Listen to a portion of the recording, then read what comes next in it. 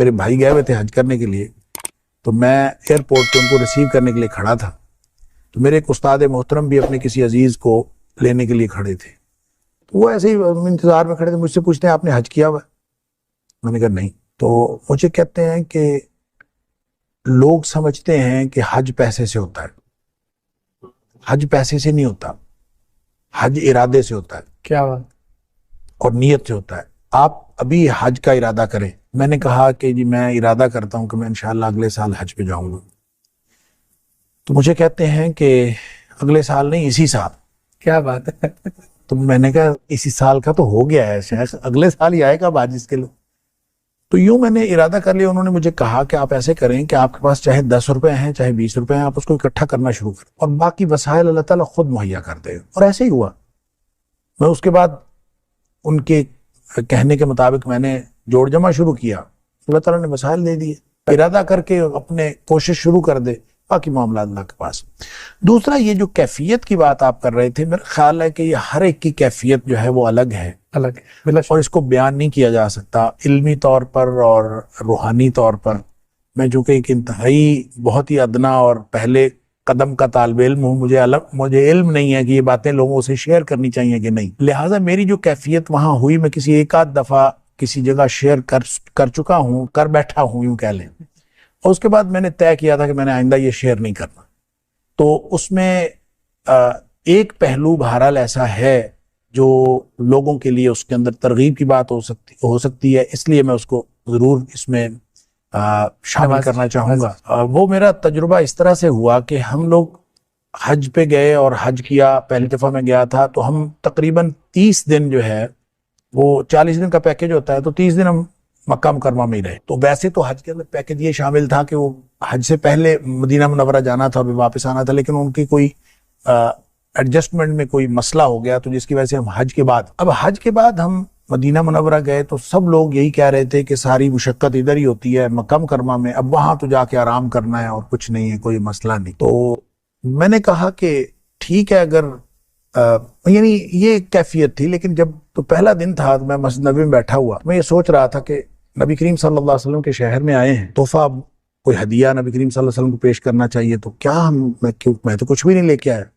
ایسے خیالات آ رہے، کیا بات؟ اور سوچتے سوچتے یہ خیال آیا کہ نبی کریم صلی اللہ علیہ وسلم کو پیش کرنے کے لیے درود شریف سے بہتر تحفہ کیا ہو سکتا ہے۔ پھر سوچا کہ درود شریف تو ہمیشہ پڑھتے رہتے ہیں، پھر خیال آیا کہ اتنا پڑھیں جتنا کبھی نہیں پڑھا، سبحان اللہ، تو پھر یہ شاید کوئی ہدیہ ہوگا نبی کریم صلی اللہ علیہ وسلم کی بارگاہ میں۔ تو پھر ایک فگر مقرر ہوا خود ہی ذہن میں نا کہ اتنا مجھے روزانہ پڑھنا چاہیے، بس وہ فگر میں زیادہ بڑا مقرر کر بیٹھا، تو وہ پھر مجھے اتنی مشکل ہوئی اس کو پورا کرنے کے لیے کہ میں سمجھ لیں دن رات صرف درود شریف پڑھتا رہتا۔ سبحان اللہ۔ تو اس کا پھر کوئی 5واں کا دن تھا میرا خیال ہے، کیونکہ وہ 7 دن کا وہاں پہ قیام ہوتا ہے، تو 5واں کا دن تھا اور خواب میں نبی کریم صلی اللہ علیہ وسلم کی زیارت ہوئی۔ سبحان اللہ، سبحان اللہ۔ اور اس کی تفصیلات الگ ہیں، لیکن اس میں جو بتانے والی بات ہے وہ یہ کہ نبی کریم صلی اللہ علیہ وسلم نے فرمایا کہ تمہاری دعوت قبول ہے۔ اور یہ اس خواب کی جو سرشاری تھی وہ اس قدر زیادہ تھی کہ میں کبھی 5واں دن تھا تو 2-3 دن اور تھے، تو میں انتظار کرتا رہا کہ مجھے نا دوبارہ پھر کوئی ایسی کیفیت ہو، لیکن پھر کبھی نہیں ہوئی۔ اس کے بعد بھی سفر ہوئے لیکن کبھی یہ کیفیت نہیں ہوئی، بس وہ پہلی دفعہ ہی ہوئی۔ تو اس میں جو آپ نے کہا کہ حج سے پہلے کی کیفیت اور بعد کی، تو اس میں جو فرق ہوا، اس خواب کی جو کیفیت تھی اس میں گروپس نبی کریم صلی اللہ علیہ وسلم کے سامنے پیش کیے جا رہے تھے، تو گروپ کی شکل میں نبی کریم صلی اللہ علیہ وسلم بتاتے تھے کہ ان کی دعوت قبول ہے، ان کی دعوت قبول نہیں ہے، یعنی اس طرح سے وہاں فیصلے ہو رہے تھے۔ کچھ بہت ہی حیرت انگیز چیزیں بھی میں نے دیکھی۔ میرے ایک دوست جو اب اس دنیا میں نہیں رہے، ان کے بارے میں نبی کریم صلی اللہ، وہ اپنا سامان اٹھائے ہوئے پیچھے پیچھے جا رہے ہیں۔ میں نے کہا اس بندے کو پتہ نہیں کیا ہے، میں اس کے پیچھے پیچھے گیا ہوں کہ اس کو مسئلہ کیا ہے، تو وہ پیچھے جا کے بیٹھ گیا۔ اللہ، میں نے اس کے جا کے پوچھا، میں نے کہا آپ کو کیا ہوا؟ کہتا میری دعوت قبول نہیں ہوئی۔ تو میں نے اس سے پوچھا آپ کی دعوت کیوں قبول نہیں ہوئی، آپ کے پاس سارا سامان تو موجود ہے؟ تو اس نے کہا میری داڑھی چھوٹی ہے اس لیے میری دعوت قبول نہیں ہوئی۔ اب یہ عجیب بات تھی، اور پھر میں جب یہ واپس آیا ڈاکٹر صاحب، میں اس کے گھر گیا اور میں نے اس کو یہ بتایا نہیں، میں نے ویسے یہ بتایا، میں نے کہا مجھے خواب میں کچھ بشارت ہوئی ہے تمہارے بارے میں۔ سبحان اللہ. اور یہ بشارت ہوئی ہے کہ تمہاری ساری باتیں ٹھیک ہیں، بس تھوڑا سا مسئلہ ہے داڑھی والا، وہ بھی پورا کر لو. اور وہ الحمدللہ اس نے فوت ہونے سے پہلے داڑھی پوری کر لی ہوئی تھی. سبحان اللہ. اللہ تعالیٰ اس کی قبول فرمائے. لیکن میں یہ کہہ رہا ہوں کہ ان کیفیات میں جب ہمارا گروپ پیش ہوا نا، تو اس گروپ کو انہوں نے، نبی کریم صلی اللہ علیہ وسلم نے یوں فرمایا کہ ان کی دعوت قبول ہے، تو ہم سب خوشی مبارک سب کچھ. لیکن ہم جب جانے لگے ہیں تو پھر پیچھے سے آواز پڑی، ہم دوبارہ پھر آئے ہیں، اور پھر یہ حکم ہوا ہے کہ آپ لوگ ایک دعوت اور کریں. اللہ. اچھا، یہ جو تھی اس پورے گروپ کے اندر بہت خوشی کی لہر دوڑ گئی کہ یہ کوئی خاص ہمیں حکم ہوا ہے کہ دوسری. میں نے اس کو یہ سمجھا کہ ہم جو دین کا کام کر رہے ہیں وہ بہت تھوڑا ہے، ہمیں اس کو کم از کم دگنا کرو. جو حج سے پہلے کی کیفیت ہے اور حج کے بعد کی کیفیت میں سمجھتا ہوں وہ یہ ہے کہ میں نے اپنی ذمہ داری یہ سمجھی کہ نبی کریم صلی اللہ علیہ وسلم ہم سے جو تقاضا کرتے ہیں وہ اس سے کہیں زیادہ ہے، ہمیں اور زیادہ کام کرنا چاہیے. بڑا مشہور معاملہ ہے نا مستجاب الدعوات ہونے کا، اس حوالے سے آپ کا کوئی تجربہ؟ مستجاب الدعوات تھے، بالکل میرا تجربہ ہے. اور صوفی عبداللہ صاحب کے حوالے سے بتاتے تھے کہ وہ چونکہ بڑے مستجاب الدعوات تھے، تو ان کے بارے میں بھی میں نے پوچھا ان کی دعاؤں کا کیا طریقہ کیا ہوتا تھا. وہ کہتا ہے وہ نا دعائیں بڑی مانگتے تھے بڑی عجیب طریقے سے. تو ربوبیت کی آیات پڑھتے جاتے تھے، جس میں اللہ تعالیٰ کی عطا کا ذکر ہے وہ شروع کر دیتے تھے، اور مختلف جگہوں سے آیات جو ان کو یاد ہوتی تھی پڑھتے جاتے.